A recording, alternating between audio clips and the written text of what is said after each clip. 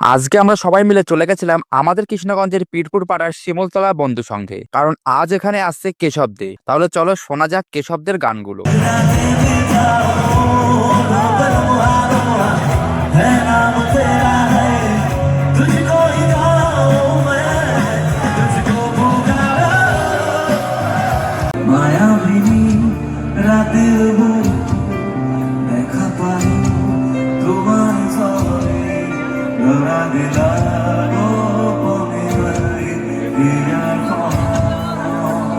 চালানোর মাল খেয়ে আপনার দাদাগিরি সে তো মানা যাবে না।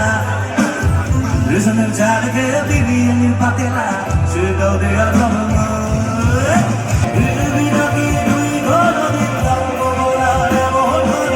এমন করে মনটার করেছি আমায় কেন বুঝলি না রে। কেশবদের গান তোমাদের কাছে কেমন লাগে অবশ্যই কমেন্ট করে জানিও।